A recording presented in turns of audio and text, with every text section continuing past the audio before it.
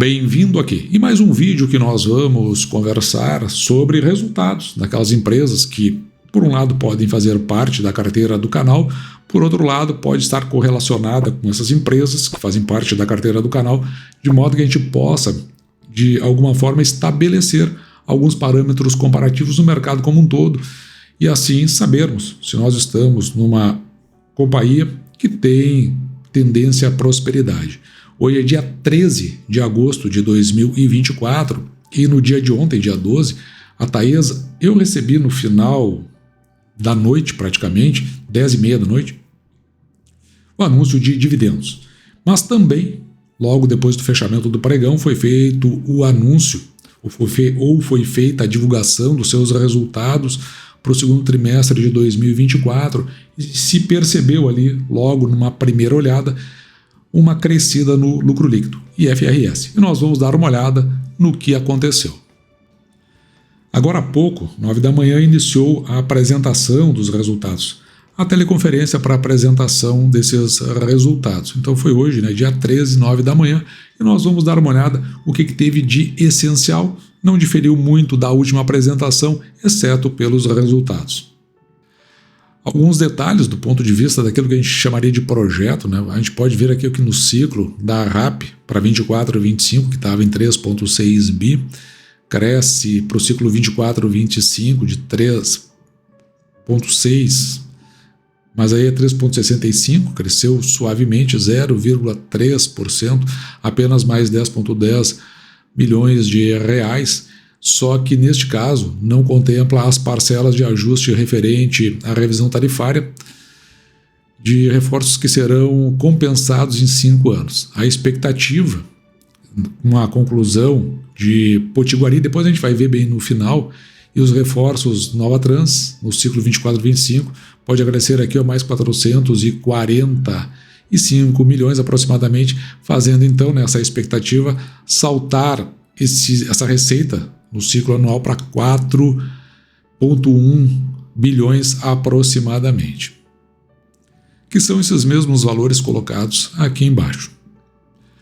Olhando para o regulatório, lembrando que agora a Taesa, pelo menos enquanto tiver com uma alavancagem alta, que nós veremos também daqui a pouquinho, ela vai pagar em termos de proventos 75% do seu regulatório. Do ponto de vista da receita, eu já deixei marcado, essas marcas em vermelho fui eu que fiz. No semestre, que é o que nos interessa, tem uma queda aqui de 4,8%, sai de 1,2 bi para 1,15, e no seu desempenho operacional, a gente pode ver aqui também um decréscimo de 0,4 pontos percentuais, pouquinho. Se nós olharmos aqui do ponto de vista do EBITDA da companhia, veja que ele também decai aqui, 7,5% no comparativo semestral, sendo que no trimestral também teve um impacto semelhante, aqui, queda de 7,8%. A margem EBITDA ela decai de 85,6% para 83,3%. E o lucro líquido, o regulatório, que é o que nos interessa lá no final, porque vai ser em cima disso que vai ser pago os valores, interessa para fins de dividendos. Para fins de comparativo com outras empresas, nós vamos utilizar o IFRS. Então a gente percebe aqui que o lucro regulatório ele cresce 8,1%, sendo que no comparativo trimestral, segundo trimestre de 23 com 24, cresceu quase 23%. E veja que ele sai aqui, no semestre, de 447 milhões para 483, e evidentemente que isso vai dar impacto no pagamento dos proventos da companhia. No aspecto trimestral, para que a gente possa ter uma ideia, veja que o que influenciou neste andar do lucro líquido da companhia, que foram esses quase 23%, saiu de 239 milhões para 294, a gente consegue enxergar aqui, a variação do resultado financeiro líquido, aquela diferença que tem entre o que tem aplicado e retorna em termos de juros e também aquilo que se tem que pagar em função da dívida da companhia. Também teve aqui uma redução do Imposto de Renda e Contribuição Social motivado pelo benefício tributário do JCP incorporado de outras empresas. Então, o imposto de renda e a contribuição social líquida, ele cresce 52,6 milhões. Ao passo que o que influenciou negativamente, a gente viu agora há pouco, foi EBITDA, 41,2 milhões, fazendo com que tenha essa queda aqui, né, de 41,2, o que implicou uma queda de 41,2 milhões, mas em percentuais 7,8%, fazendo reduzir a margem EBITDA de 84,3 para 83,7, que nós vimos agora há pouco. Então isso aí é o que levou à composição do lucro líquido, que foi o maior impactado do ponto de vista no trimestre, no comparativo trimestral, principalmente nesta evolução positiva que nós encontramos aqui em cima. E quando pegamos especificamente o EBITDA, veja que ele sai aqui de 526 milhões para 485, e o que impactou, o principal foi a variação da RAP aqui, de 23 milhões. Esses 23 milhões é por conta de queda motivada pelo reajuste negativo do IGPM. O IGPM teve reajuste negativo, ao passo que lá do outro lado, na outra banda, que parte dos contratos, talvez a maioria esteja no IPCA, o IPCA ele teve uma evolução positiva.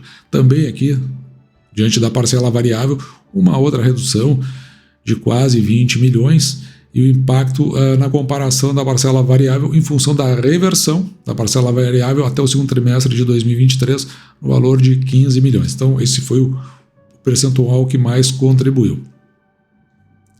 E a evolução positiva aqui no OPEX é em função da melhoria dos custos operacionais. Não fosse aquilo que é excepcional, ou seja, não recorrente, veja que o EBITDA trimestral, ajustado aqui no caso, né, ele ficaria em linha com o primeiro trimestre de 2023. Da mesma forma, o impacto no semestral seria menor apenas de 2,6%. Agora, o lucro líquido IFRS, que eu não vou avançar muito sobre ele, mas é o que nós utilizamos depois no comparativo, onde nós construímos o nosso quadro com os indicadores fundamentalistas. Veja que neste caso o lucro líquido ele cresce 81,9%, quase 82%, ele sai aqui de 221 milhões no trimestre aqui, né? Nós estamos olhando para o segundo trimestre de 23 comparado com o segundo trimestre de 24, para 403. O IFRS ele tem um efeito, né? Ele na verdade ele está em regime de competência, então o efeito é contábil, diferente do regulatório, que nos dá uma visão mais apropriada do que é o caixa da companhia. Veja, se nós pegarmos aqui no comparativo semestral, sai de 605 milhões para 777 milhões. E neste caso aqui, no comparativo semestral, um crescimento de 28,6%, que é o valor, grave esse 777,8, que daqui a pouquinho eu vou voltar nele. Os projetos em construção também, com muita frequência a gente toca aqui, mas eu não vou entrar no mérito, só que ao longo do tempo, veja, se nós olharmos para a Ananaí, a RAP dele vai contribuir em 166 milhões e o prazo de construção é 2027. No caso de Tangará, uma RAP de 104 milhões para março de 2028 e Saíra, 174 milhões na RAP para março também de 2028, ou seja, os impactos, claro que normalmente a companhia trabalha para que isso ande numa linha de quanto antes terminar melhor. Eu não vou falar de Pitiguari porque um valor é muito pequeno. Então, o que acontece? Se antecipar, o EBITDA vai aumentar, reduz a alavancagem da companhia e também aumenta as margens para que se possa pagar o melhor provento. E também vai cobrir por aqueles contratos que estão por vencer no futuro, principalmente em 2030.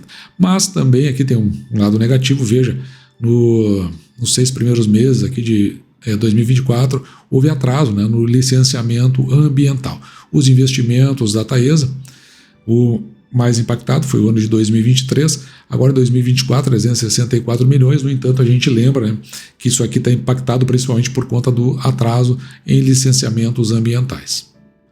Olhando para o endividamento, ele chega aqui a 4 vezes o EBITDA, isso porque a gente pega a dívida líquida, que está aqui em cima, e divide pelo EBITDA, que nós vimos agora há pouco. Quando a gente divide o EBITDA a dívida líquida pelo EBITDA, e aqui no caso o regulatório, a gente chega nesses 4 aqui. É uma alavancagem alta, a companhia entende, e foi o que ela disse na apresentação, que está se aproximando do seu pico, então ainda tem um pouquinho a crescer sobre isso. Ou seja, ficando ainda um indicativo de mais alavancagem para que depois comece a decair essa alavancagem. A dívida líquida da companhia hoje, 11,1 bilhão, ou seja, 11 bilhões e 100 milhões aproximadamente, só que o custo dessa dívida, o custo real, em 4,99%. Também guarde esse número, 4,99%, que nós vamos utilizar ele mais tarde. Lembrando aqui, ó, que do ponto de vista do cronograma de amortização, há um impacto maior aqui em 2026, então a gente já espera que isso possa influenciar principalmente nos dividendos, até porque a gente, se nós olharmos para o contexto, a gente lembra que é 2027 que tem um valor mais significativo para a CAPEX da companhia que nós vimos agora há pouco. O caixa da companhia e os seus equivalentes em caixa em 1,5 bilhão. A maioria da dívida da companhia ela está no IPCA. IPCA que, né, pelo menos está numa condição aqui um pouquinho melhor do que o CDI nesse momento. E por fim, como eu disse ontem, 10h30 da noite, a companhia anunciou a distribuição de proventos, que vem a título tanto de JCP quanto dividendos. Então tem os dois, né, dividendos e juros sobre capital próprio.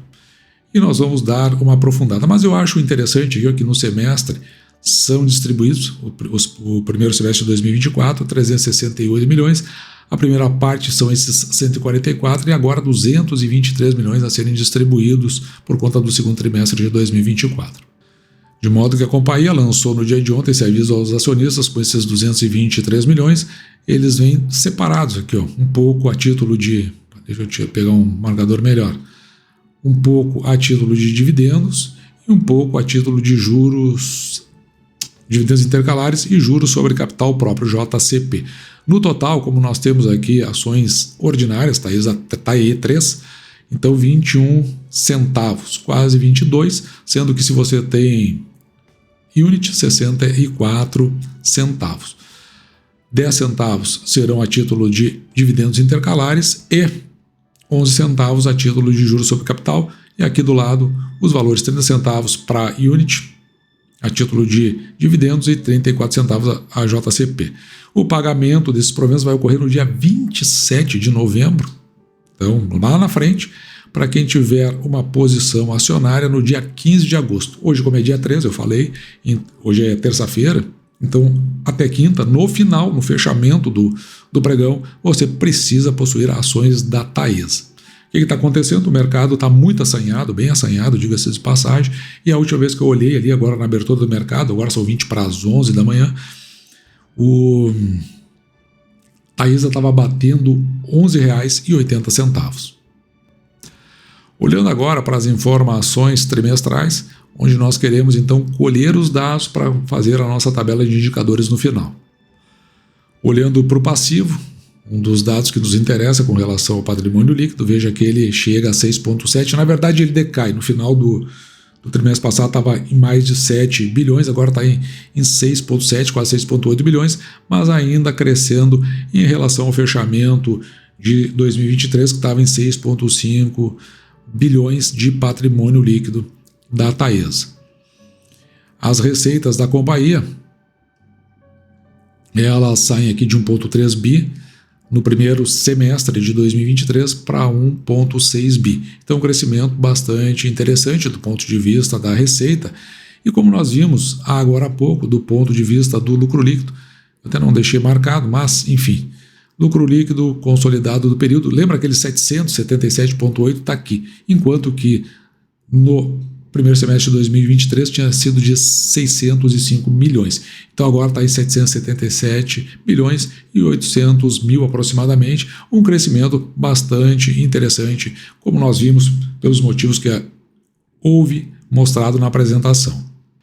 E agora sim podemos trabalhar nossa tabela de indicadores porque a partir daqui a gente consegue enxergar a saúde da companhia. Já entendemos o projeto, a gente viu direitinho o que a Taesa tem, depois até vou fazer um outro comentário mais no final. Veja aqui, nós tínhamos uma projeção.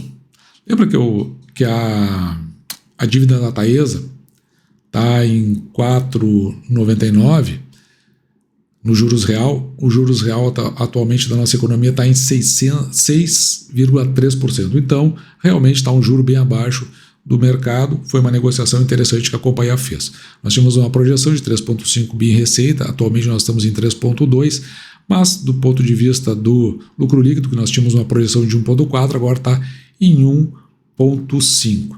É interessante nós sabermos que até o presente momento a Taesa pagou aproximadamente 74, 75 centavos de proventos. Se nós somarmos mais os 21 que tem anunciados, o que acontece é que ela vai bater ali em 92 centavos. A nossa projeção era de R$ 1,02, mas agora subiu para 1,10. Por que subiu para 1,10? Porque ainda tem mais um anúncio para a companhia fazer. Normalmente ela faz no final do ano para pagar no início do ano seguinte, mas o que nós computamos é a Datacom, que é a data então que você tem que ter ação, e normalmente ela vai cair no ano de 2024. Então nós estamos aqui com essa projeção de R$ 1,10. Se isso acontecer, o nosso preço teto fica em R$ 18,42. Basta dividir R$ 1,10 de proventos por 6%, que é o mínimo que aceitamos receber em proventos pelo valor que pagamos pela ação. Em média, nos últimos 5 anos, a Taesa veio pagando R$ 1,16, o que nos dá um preço teto de R$ 19,30. O patrimônio líquido da companhia, como nós vimos, chegou a 6,7 bi, com a 6,8. Ele cresce em relação ao fechamento de 2023, 1,33%. O preço da ação, no momento que eu estava, na verdade, no fechamento de ontem, R$ 11,70. Vou fazer uma mudança aqui. Eu vi que estava perto ali dos R$ 11,80, então não custa nada a gente botar esse R$ 1,80. Com isso, você pode ver aqui que o preço da ação dividido pelo valor patrimonial por ação em 1,8, indicando, quando está entre 1 e 2, que essa ação não está nem cara nem barata. O preço da ação sobre o lucro líquido por ação em 7,84, se confirmado aqueles 1,5 de lucro líquido, então, comprando a 11,80, você recebe aproximadamente 7 anos e 10 meses. E se pagar os proventos que nós estamos vendo, de R$ 1,10, então o nosso dividend yield fica em 9,36%, o que é bem acima daqueles 6% que nós procuramos. Também é importante nós colocarmos as nossas projeções para proventos, e veja que nós temos essas projeções da Taesa para o número de ações que nós temos no momento, 10.069 ações, vai nos dar tanto nos juros sobre capital próprio quanto em dividendos, mais R$ 2.002. No total, nós temos uma expectativa ainda de receber em novembro mais R$ 2.248, porque também tem ali uma projeção de caixa econômica, caixa de seguridade, que depois eu vou dar uma olhada, vou dar uma conferida se é realmente esse valor aí. Mas, de qualquer forma, mais de R$ 2.000 para receber no mês de novembro. E é curioso, porque por uma boa parte do tempo o mercado veio falando em venda, recomendando venda ou até neutralidade para a Taesa. E, no entanto, a Taesa vem aí com esses resultados interessantes, mais o seu projeto, o que eu ia mencionar agora, porque durante a apresentação dos seus resultados, na parte de perguntas e respostas, ela confirmou, vai participar do leilão agora e parece, pelo que eu entendi, vem com bastante interesse. Principalmente, se eu não me engano, são 3 lotes, eram 4, um caiu, a gente já comentou aqui no canal, e o lote que vai pagar maiores valores é o que tem o maior interesse da Taesa. E parece, assim, então, a direção bastante confiante na participação. Vamos ver o que vai acontecer, isso vai se dar agora em setembro. O pessoal sempre volta à mesma questão, perguntar para aqueles projetos com vencimento em 2030. Tem muito tempo pela frente, nós estamos em 2024, tem 6 anos e muitos leilões que virão. A companhia estando desalavancada, e veja, ela já está participando de leilão estando alavancada. Se ela vir a se desalavancar ao longo do tempo, evidentemente que ela vai ter uma folga maior para outros leilões que virão, e com isso ela tem condições de cobrir até 2030 por conta dessas concessões que estão por vencer. Ou seja, tem muito tempo pela frente, ainda não é nossa preocupação. Por enquanto, uma excelente pagadora de proventos, um valor interessante aí, que se está pagando pelo preço da ação. Gostaríamos de ter comprado mais abaixo, não aconteceu, mas enfim, estamos de olho. O mercado, como eu disse, muito assanhado, mas isso me parece, assim, tem mais uma inserção também especulativa, já que o mercado internacional como um todo, o pessoal acabou por ficar bastante desconfiado. Se não se sustentar, as ações descem o preço, por enquanto estamos só fazendo caixa e voltamos então a comprar Taesa, pelo menos na visão aqui do canal. E dito isso, eu vou ficando por aqui, espero que você tenha gostado, me despeço de você, desejando que você fique com Deus e deixando como sempre. Meu grande abraço.